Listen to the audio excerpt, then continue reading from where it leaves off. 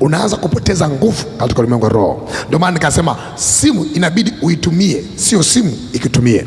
Kuna watu wanaotumia simu na kuna watu ambao simu zinawatumia. They don't know. Naongea na mtu hapa nani? TV, kuna wanaotumia TV na kuna wanaotumiwa na TV.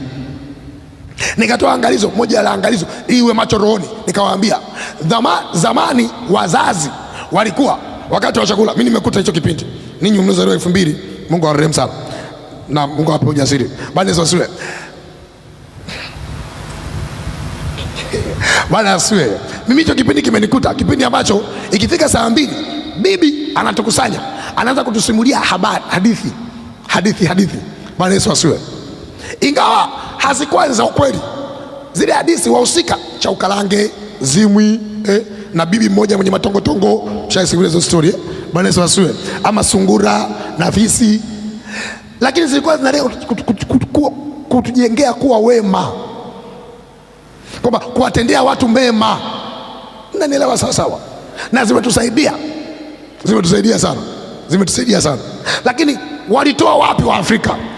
Ilikuwa ni utaratibu wa kibibilia kuanzia kwa kina Yakobo. Unaposoma Yusufu alikuwa anasimulia watu wake, wazazi wake, ndoto na ndugu zake. Ulikuwa ni wakati ambao familia inakaa pamoja kwenye chakula cha jioni. Mimi nisikia sawa sawa Baba anawashirikisha watoto. Yakobo anawasimulia habari za Isaka, habari za Ibrahimu. Walikuwa wanarithishwa habari za Mungu kwa kusimuliwa zile hadithi. Hapo zamani za kale ilikuwa ni utaratibu wa kibibilia. Sasa hivi wazazi na watoto wanakaa kwenye meza inaitwa dining table, lakini mwalimu wao ni vipindi vya television.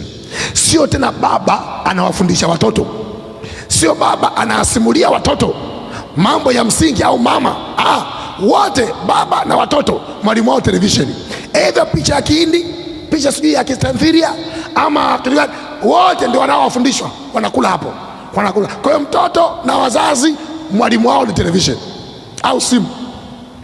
Kwa hiyo mtoto akishamwona mzazi anaangalia, anaamini kile tunachokiangalia kina ukweli ama ni kitu sahihi. Umeelewa sawa sawa? Kwa hiyo baada ya muda anasema, mbona tunaomba, mbona tunaenda kanisani, mbona watoto wetu wameharibika?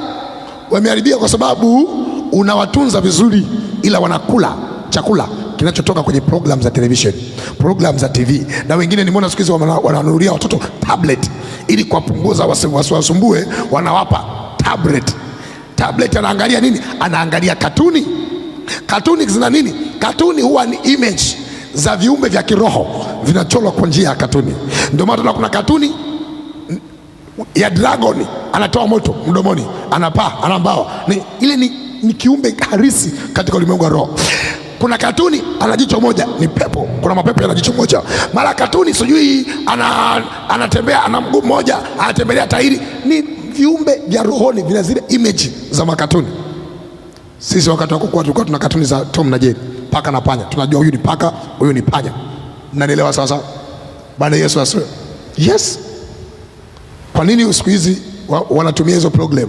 Wanawaandaa watoto ili mtoto wako sasa hivi akiota anaona kiumbe kina jicho moja, anajua kuna katuni wa jicho moja, hana madhara. Wanaanza kuinteract na viumbe vya rohoni kwa sababu tumewazoesha kuangalisha kwenye katuni.